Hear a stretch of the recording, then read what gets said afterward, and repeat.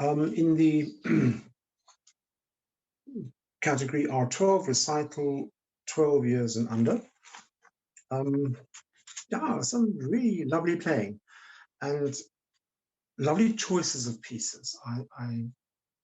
It's a tricky thing to get 3 pieces in such a small space of time to balance well, and I think you all succeeded in doing that very well.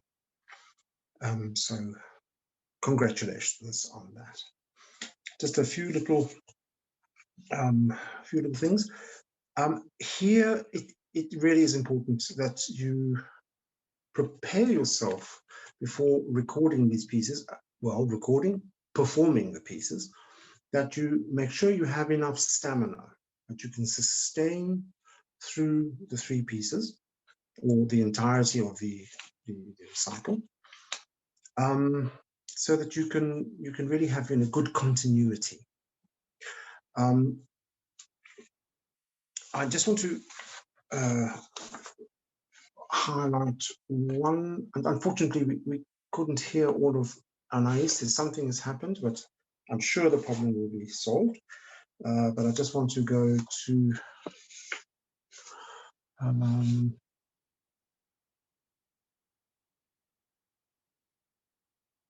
Martin Linde, the Music for a Bird. This is a sort of a favorite piece, sort of like a very good way into 20th century music.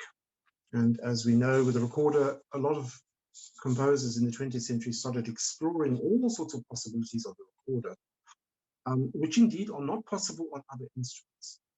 Because of the relative simplicity of the instrument, and it's unlike supposedly more developed instruments like the modern flute with all its keys, the recorder has no keys. It has only got the open holes. And it does allow all sorts of wonderful effects.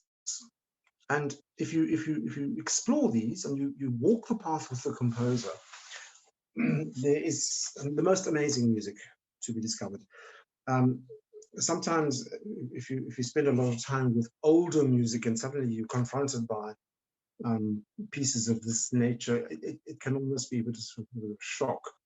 But it's part of the literature and it's part of what we need to take on board as what the recorder can do.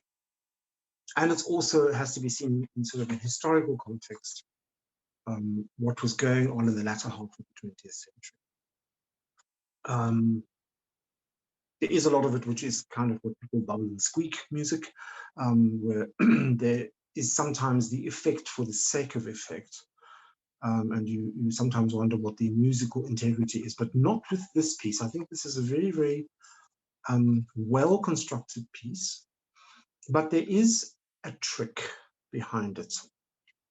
I don't want to go into all the little details, but the trick, I think, is really to take on board what the composer is saying in the suggested atmosphere or even tempo before each little part of the piece. If he says liberamente, he really means it. Now, of course, one has to take breath in control into consideration, but I think that you could kind of stretch the ideas a little bit more so that you are really convinced by them, so that your listener will be moved and convinced by them as well. I think when you read what I've written, it will become clear what I'm trying to say. But it's also music which I think you really must come back to again and again at different times in your life. If you continue playing the recorder, and I sincerely hope you do, please come back to this piece, and you will find that it ripens in so many different ways because it has this element that you have to really put so much in to make it work. It's not a piece that can just be rattled off. You have to really, you played it very well, but I think you can spend a little bit more time on what is actually happening and how are you getting those ideas across. And the bottom line is the atmosphere. It's a very atmospheric piece. So the ideas need time so that the listener can sort of say, oh, yes, wow, listen to that. Rather than, oh, next. But that's a part of a maturation process. It comes with time, but well done. That's very good. Generally, I'm hearing really beautiful intonation. It's something which one, if you listen very acutely to the recorder, it's very often the weakness that puts people off the instrument, where intonation is not given due respect and care. And here, I think that there's a lot of care that's gone into it, and I find it highly commendable. And it just glues so many other elements in the music together if the intonation is good. Just some other, oh yes. Sorry to come back to the music for a bit, but this is also very important for many kinds of pieces where we are confronted by notation that can sort of be a barrier between us and the music because it's complex notation. I urge you to go and listen to a TED talk. It's been around for quite a few years now. It's by Evelyn Glennie, or Glennie. She's a deaf percussionist, and she does this amazing talk. If you're not familiar with it, please go and Google it and listen to it. And she plays a snare drum piece for. She's totally deaf, and she's a fantastic percussionist. And she does a wonderful example of how to play a piece just by reading the notes.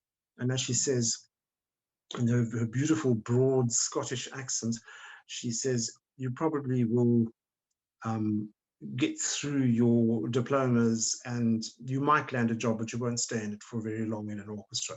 And then she interprets the piece where she's actually going behind the notes and making the whole piece come alive. And the transformation is absolutely astonishing. It's the one is sort of like an extrinsic, if I can use that word, performance, and the other one is really intrinsic, where she gets inside the music and she brings out what is really there. Go and listen to it. Evelyn Glennie. I think it's Glennie. But there's a lot of start one two. Excellent musician. I think it's good for recorder players to listen to other musicians as well. Thank you very much.